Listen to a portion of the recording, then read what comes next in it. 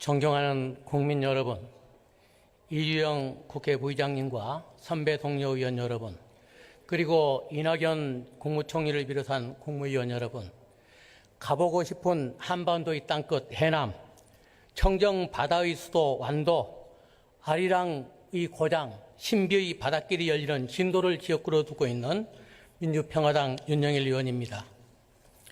태공이 얘기했지요. 해와 달은 비록 밝거나 엎어놓은 동해의 밑은 비추지 못한다고요. 그러기에 한반도의 평화의 길에는 개선 행진곡 부르고 나올 수 있도록 함께 힘을 합해야 된다고 생각을 합니다. 그러기에 국민이 먹고 사는 민생 경제는 국민의 서민의 피눈물 절규를 외면해서는 안 된다고 생각을 하고 있습니다. 양극화 해소, 균형 발전을 위한 획기적인 노력이 필요할 때입니다. 총리님, 부탁드립니다.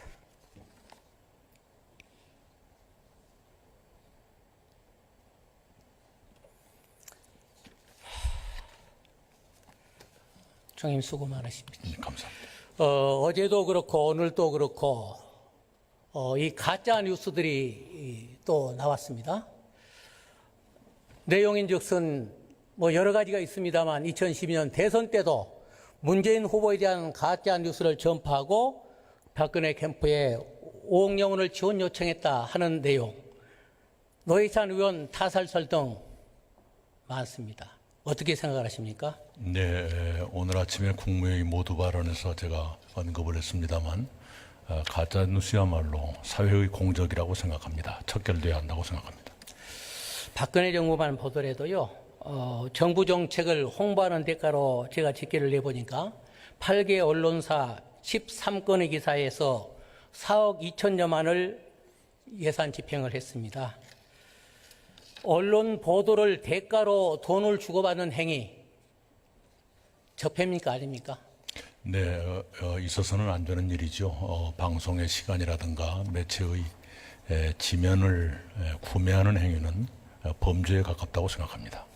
그런데 제가 염려가 되는 바가요, 이러한 언론이 가짜 뉴스도 가짜 뉴스지만 그러한 방법으로 대가를 주고받고 하고 하는 과정에서 언론이 왜곡되고 오해를 하게 하는 그런 뉴스들이 갈 가능성들이 아주 높다 하는 점입니다. 어떻게 생각하십니까?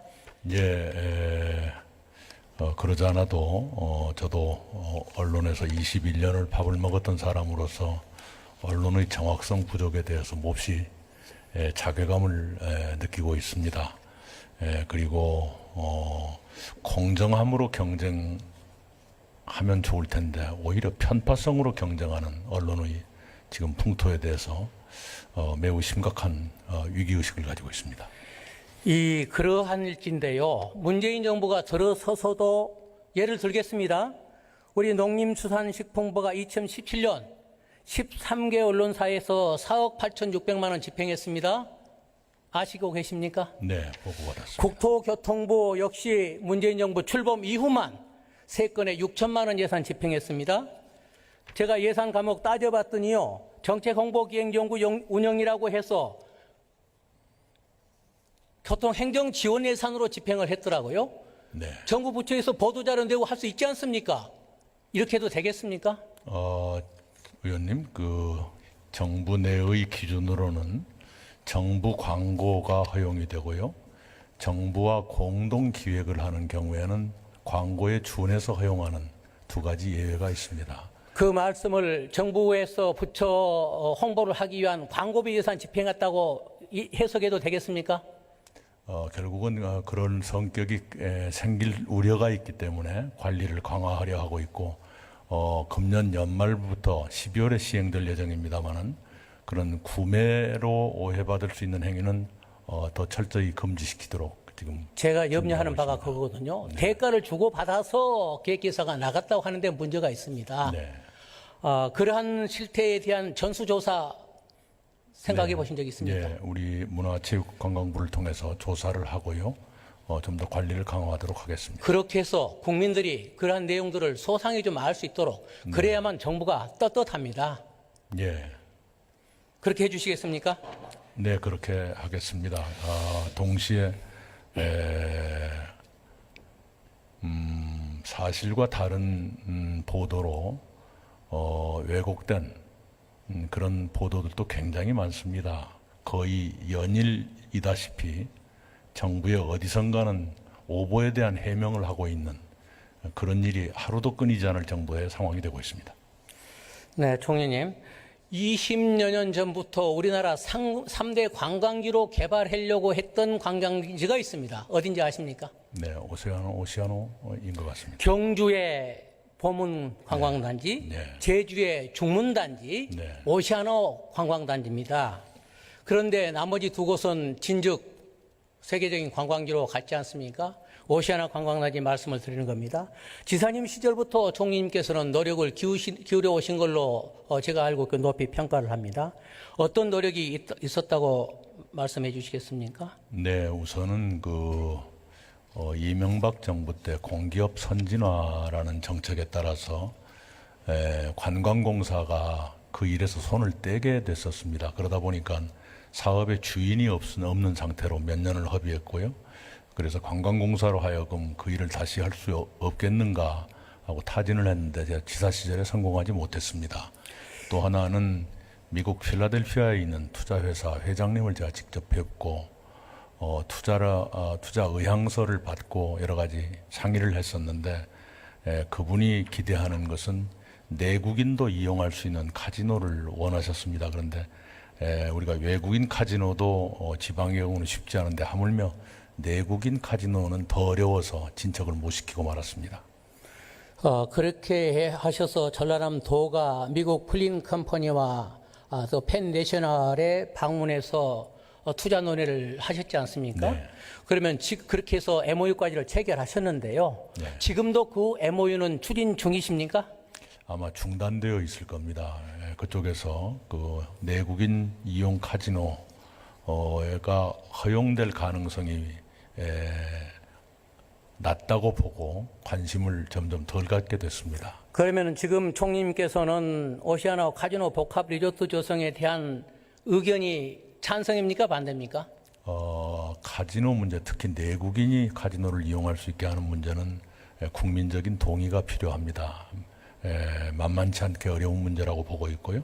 단지 금년도 정부가 발표한 국내 관광 활성화 대책의 일환으로 오시아노를 펜션 단지라든가 그런 대상으로 선정을 한 것은 기억하고 있습니다. 그러면 총리님이 취임 이후에 그러한 MOU 추진 과정에서 중단됐던 그런 것들을 지금도 이 플린 측하고 관계자들과 접촉을 하고 계십니까? 접촉을 못하고 있습니다.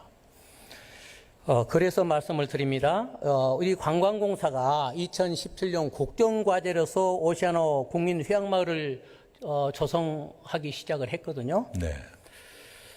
이게 그래서 이제 기본 실시 설계비 용역까지를 투입을 했습니다. 근데 최근에 이 지역이 산업위기 대응 특별지역으로 지정된 거 아시죠? 네. 그러면 그에 걸맞는 지원이 있어야 되겠죠? 예, 좀 시간이 걸릴 겁니다만 이른바 대체산업 또는 보완산업으로서 오시아노가 포함될 수 있다고 생각합니다. 당연히 투자에 대한 세제, 금융 지원, 그리고 필요한 예산 지원이 따라야 되겠죠? 네, 검토를 하겠습니다. 적극적으로 추진해 주실 의향이 계십니까? 네, 관계부처하고 협의를 하겠습니다. 네, 감사합니다. 다음이요. 우리 지사님 시절에 총리님께서요, JTX라고 아시고 계시잖아요. 예. 서울에서 제주간이 예. 고속철도요. 예. 전남도 자체의 타당성 조사 영역 결과 서울대학교에 의뢰를 했습니다. 그래서 구체적인 결과들이 다 제가 가지고 있는데요. 타당성 조사 결과 사업성이 있는 것으로 나왔어요. 네. 왜냐하면 KDI 예타 시에도 BC가 0.8 이상이면 AHP에서 충분히 통과 가능성이 있다고 해석이 되기 때문에 그렇습니다. 미래를 위해서 제4차 국가철도망 구축 계획에 반영을 해야 되지 않겠습니까? 예, 좀 이것도 국토교통부와 상의를 하겠습니다만 작년과 금년에는 예산 사정이 빠듯하다는 걸 알면서 총리가 이것을 꺼내기는 좀 쉽지가 않았었습니다. 그렇다면 미리서라도 먼저라도 이 추진을 위해서 사전 예비 타당성 조사라도 시켜봐야 되지 않겠습니까? 네, 그 문제 포함해서 국토부하고 상의를 하겠습니다. 그 총리님, 우리 식량 자급률 알고 계시죠? 네, 48, 9% 될 겁니다. 2017년도 식량 자급률 목표치가 얼마인지 아십니까? 굉장히 낮지요. 40. 목표치가 57%였습니다. 네. 그런데 이제 와서 목표치를 48.9%입니다. 네, 네. 무려 목표라는 거는 달성하라고 있는 거 아닙니까? 예. 그런데 5% 낮췄고요. 그러면 곡물 자급률은 얼마인 줄 아십니까? 목표치가 32%였습니다. 네, 쌀을 빼면 거의 한 자리 숫자들이니까요. 네. 네. 그런데 실제는 얼마냐? 그거 역시도 9%나 떨어진 23.4%입니다. 네. 목표 달성에 실패한 원인이 뭡니까? 우선은 수지 타산에서 농민들이 곡물 생산, 식량 생산에 매진할 만한 매력을 덜 느끼셨기 때문이겠죠. 저는요, 우리 농업에 관해서는요, 적어도 10차 산업의 발전 비전을 가져야 된다고 생각을 하고 있는 사람입니다. 안 되니까 4차 산업을 통해서 6차 산업화 해야지요. 총리 맞습니까? 예, 우리 농림부가 좀 더 의욕적으로 추진해 주길 바랍니다. 이 식량 자급률을 이 목표치가 헛구호다 하고는 비판이 잇따르게 되니까 이제 정부에서는 다음의 식량 자급률 목표치를 또 5% 낮췄습니다. 60%에서요 55.4%로. 곡물 자급률 목표치도 5% 낮췄습니다. 목표치입니까?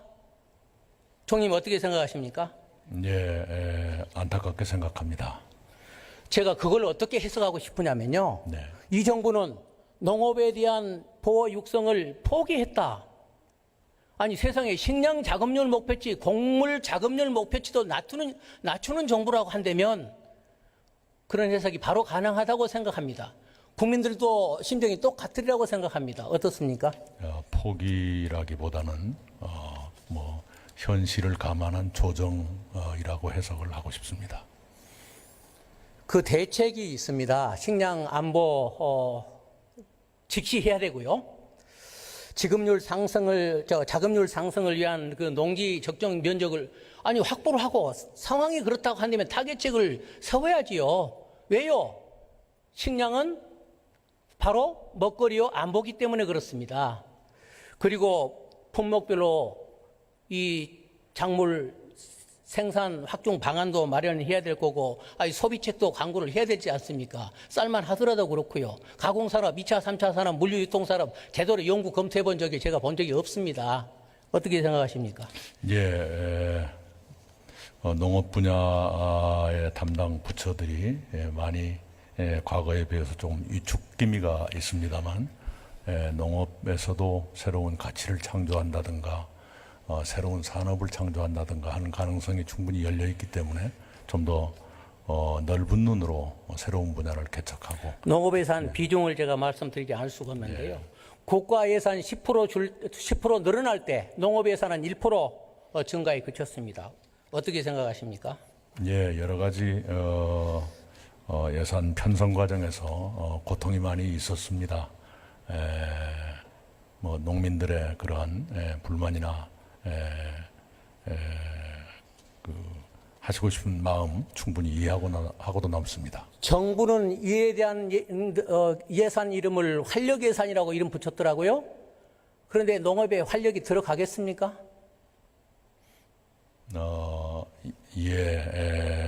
충분히 그 말씀에 충정을 합니다. 제가 어제 이 국민 먹거리 위기 농경 대개혁 촉구를 하는 농성단을 찾아가 봤습니다. 그분들이 주장이 이렇습니다. 전임 농림장관은 5개월이나 공석이었다. 대한민국 초유의 일이었다. 국민청원 20만 명이 넘었는데도 GMO 완전 표시되는 대답도 없다. 농정과 완전한 먹거리에 대한 농정 공약을 이행해 달라는 요구에 대해서도 답이 없다. 대통령 직속의 농정특위, 그러니까 농어촌 특위를 설치하겠다고 하는 공약도 답이 없다. 국민의 목소리, 농어민의 목소리 들어야 되는 거 아니겠습니까? 예, 우선 농민들의 그러한 말씀 충분히 합니다만 GMO 문제는 청와대에서 이런 답변을 드린 것 같고요. 농어촌 특위는 또 입법사항이기도 해서요. 함께 풀어나갔으면 좋겠습니다. 지금 말씀드린 대로 대통령 직속의 농정특위 설치하도록 건의하시겠습니까? 함께 논의를 하겠습니다.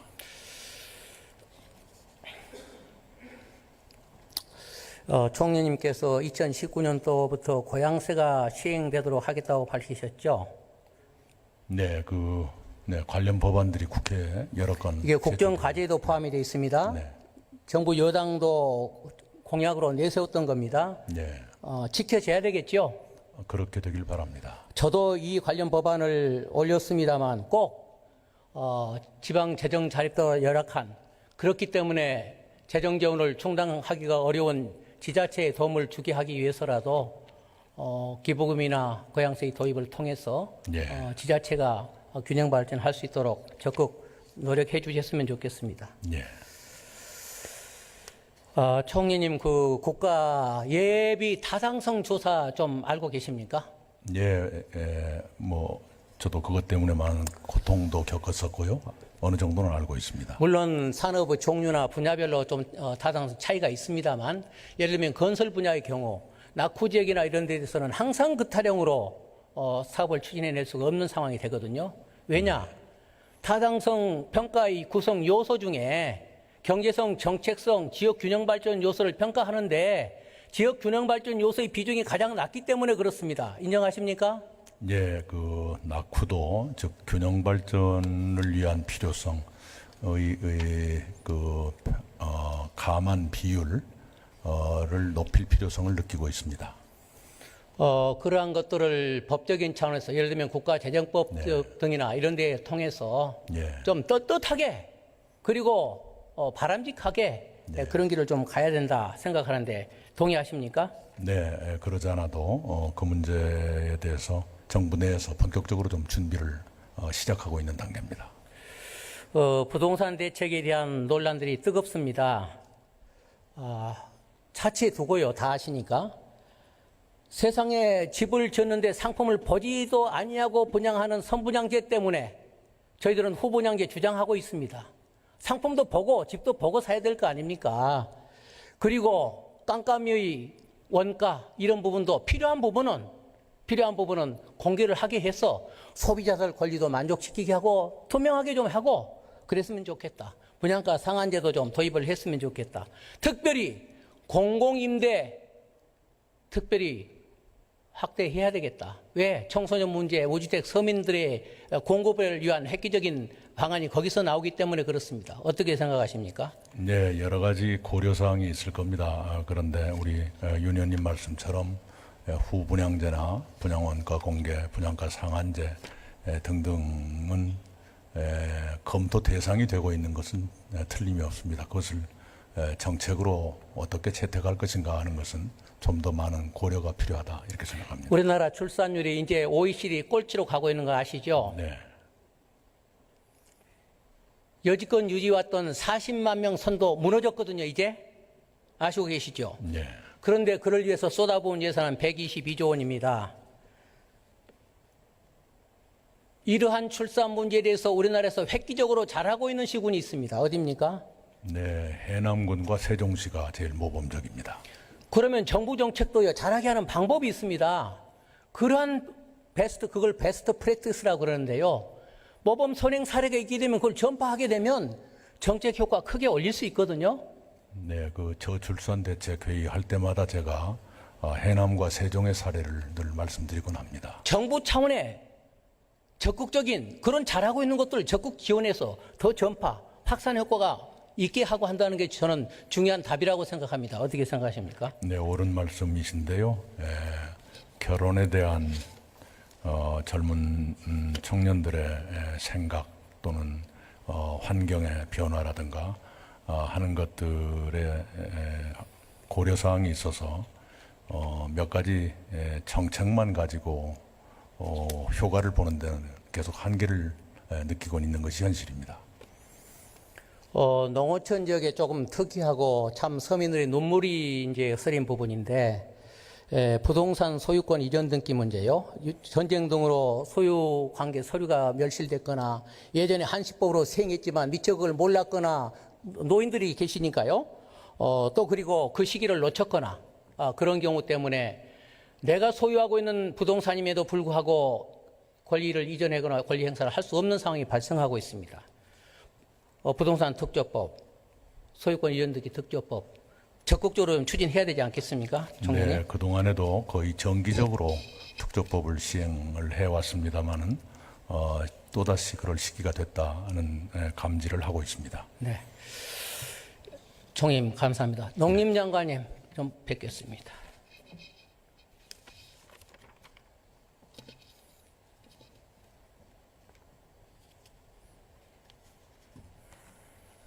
네.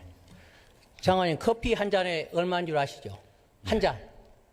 저 차이는 있습니다만은 2,500원부터 한뭐 통상 국민들이 먹는 스타벅스 아메리카노가 4,600원 합니다. 예. 빵 하나에 얼마인 줄 아시죠? 예, 뭐 1,000원 내에 하고 있습니다. 라면 한 봉지 얼마인 줄 아시죠? 예. 근데 밥 공기 하나 1,000원에 팔지 않습니까? 그 쌀값 얼마인 줄 아십니까? 242원. 그렇습니다. 250원도 안 됩니다. 최소한 300원 맞춰야 되지 않겠습니까? 300원 맞추면 80kg 한 그릇에 딱 24만 원 나옵니다. 어떻게 생각하십니까?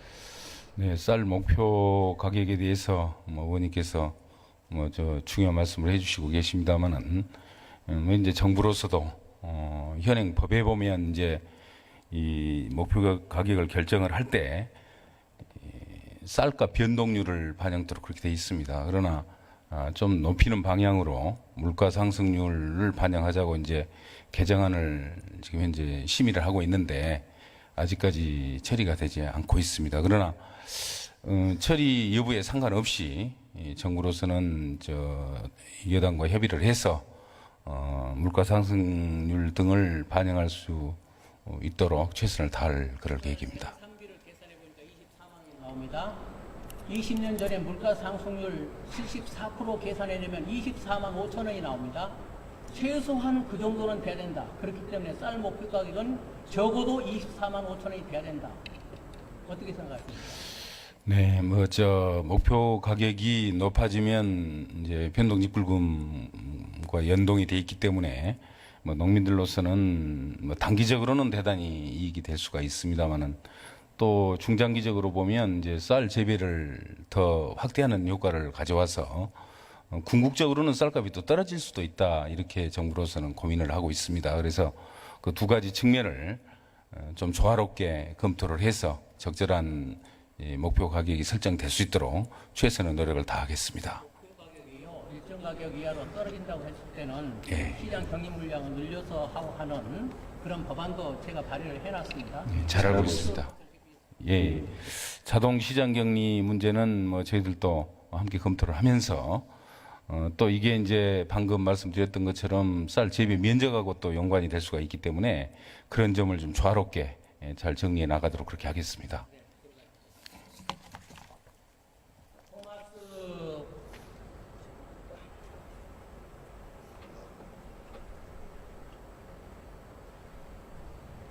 토마스 프랭크가 쓰시고 여기 계신 우리 국토장관님 안 계시나요? 장관님께서 여당의 의원들에게 돌린 책이 있습니다. 민주당의 착각과 오만이라는 책입니다.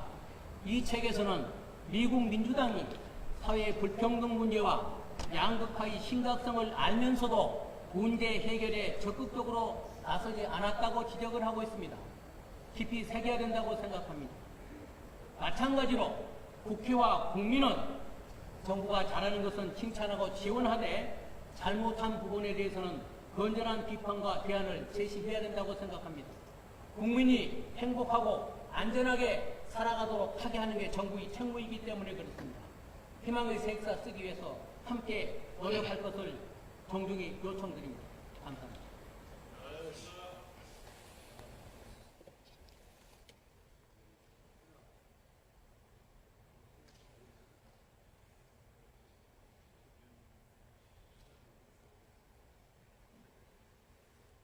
예, 윤영일 의원 수고하셨습니다.